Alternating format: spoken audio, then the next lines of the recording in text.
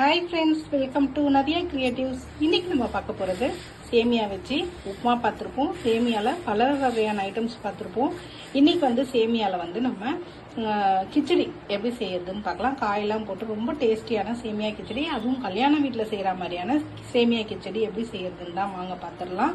அதுக்கு நைஸ் சேமியா எடுக்கக்கூடாது. கிச்சடி பொறுத்தவரையும் நைஸ் சேமியா எடுத்திங்கன்னா குழஞ்சி போகும். நல்லா உதிரி உதிரியாக வரணும்னா இந்த மாதிரி கொஞ்சம் திக்காக அந்த பாயாசம் செய்வோம்ல, அந்த சேமியா வந்து எடுத்துக்கணும். எடுத்துட்டு நான் வந்து என்ன கம்பெனி எடுத்திருக்கேன்னா இந்த கம்பெனி எடுத்திருக்கேன். இந்த கம்பெனி எடுக்கும்போது நல்லா வந்து பேம்பேண்ட் அந்த கம்பெனி எடுத்திங்கன்னா நல்லா வந்து நமக்கு சூப்பரான உதிரி உதிரியான நம்ம சேமியா வந்து நம்ம கிடைக்கும். இந்த அளவுக்கு நான் எடுத்து லைட்டாக ரோஸ்ட் பண்ணி எடுத்திருக்கேன். வெறும் சட்டியில் நல்லா ரோஸ்ட் பண்ணி எடுத்திருக்கேன். இப்போ காய்கறிகளும் என்னென்ன சேர்க்கலான்னு வாங்க பார்த்துடலாம். அதுக்கு வெங்காயம் நல்லா 3 பெரிய வெங்காயம் நீல வாக்கில் கட் பண்ணி வச்சுருக்கேன். 4 பச்சை மிளகா, காரத்துக்கு இதுதான், அதனால பச்சை மிளகா 4 பச்சை மிளகா எடுத்திருக்கேன். ஒரு 2 கைப்பிடி அளவுக்கு, அதாவது ஒரு பெரிய கேரட் இருந்தால் 1, சின்னதாக இருந்தால் 2 கேரட் நல்லா பொடியாக கட் பண்ணி எடுத்து வச்சுருக்கேன். இது வந்து தோலோடு இருக்க பச்சை பட்டாணி, அது வந்து உரிச்சு எடுத்து வச்சுருக்கேன். அதுக்கப்புறம் ஒரு 10 பீன்ஸ் அளவுக்கு பொடியாக கட் பண்ணி வச்சுருக்கேன். ஒரு மீடியம் சைஸ் தக்காளி பொடியாக கட் பண்ணி வச்சுருக்கேன். இப்போ தாளிப்புக்கு கடுகு, உளுத்தம்பருப்பு, கடலைப்பருப்பு, அதுக்கப்புறம் வந்து கருவேப்பிலை இதுலேயே எடுத்து வச்சுருக்கேன்.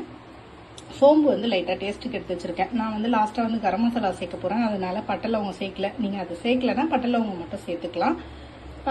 பட்டை லவங்கம் கூட இந்த கடுகு, உளுத்தம்பருப்பு, கடலைப்பருப்பு சேர்த்துக்கலாம். நல்லாயிருக்கும் கிச்சடிக்கு இந்த ஃப்ளேவரு. இப்போ இஞ்சி பூண்டு பேஸ்ட்டு ரெடியாக இருக்குது. புதினா ஒரே ஒரு 10 இலை அளவுக்கு புதினாவும் ரெடியாக வச்சுருக்கேன். இப்போ ஒரு கடாயில் எண்ணெய் தேவையான அளவுக்கு, நீங்கள் என்ன குக்கிங் ஆயில் வச்சுருக்கீங்களோ அதை சேர்த்துக்கலாம். சேர்த்துட்டு ஃபுல் ஃப்ளேம் வச்சுக்கோங்க. இந்த பருப்புலாம் வந்து நல்லா பொண்ணு வருவலாக வறுந்து வரணும். வந்த பிறகு வெங்காயம், பச்சை மிளகா, கருவேப்பிலை வந்து நம்ம சேர்த்துக்க போகிறோம்.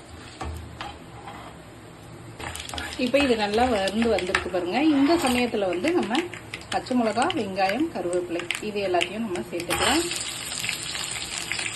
இப்போ வெங்காயம், பச்சை மிளகா, கருவேப்பிலை 3 சேர்த்துட்டு இது நல்லா கொஞ்சம் அந்த கலர் சேஞ்ச் ஆகிற அளவு வதக்கிக்கலாம். வதக்கின பிறகு இந்த காய்கறி எல்லாம் சேர்த்துக்க போகிறோம். இப்போ நல்லா வதங்கியிருக்கு. இந்த சமயத்தில் நம்ம தக்காளி, பீன்ஸு, கேரட்டு, பச்சை பட்டாணி இது எல்லாத்தையுமே சேர்த்துக்கலாம்.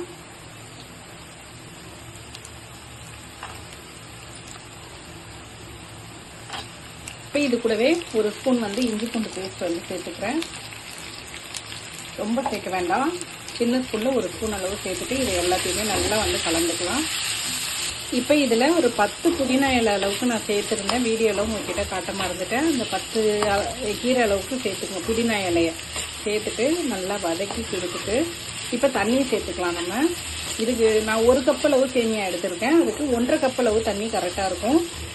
காய்கறியும் கொஞ்சம் வேகணும், அதனால ஒரு 1.25 கப் அளவுக்கு நம்ம சேர்த்துக்கலாம். சேர்த்துட்டு நல்லா கொதிக்க வச்சுட்டு எப்படி இருக்குன்னு பார்க்கலாம்.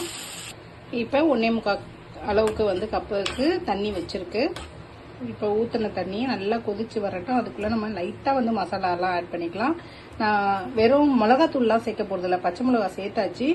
கரம் மசாலா மட்டும் நம்ம ஹோம்மேடு கரம் மசாலா ஒரு 1/2 ஸ்பூன் வந்து சேர்த்துருக்கேன். நீங்கள் இல்லைன்னா வெறும் சும்மா ஒரு 2 பட்டை லவங்கம் மட்டும் சேர்த்துக்குங்க. இதுக்கு தேவையான அளவு உப்பு, காய்கறிக்கும் சேமியாக்கும் சேர்த்து உப்பு வந்து சேர்த்துக்கலாம்.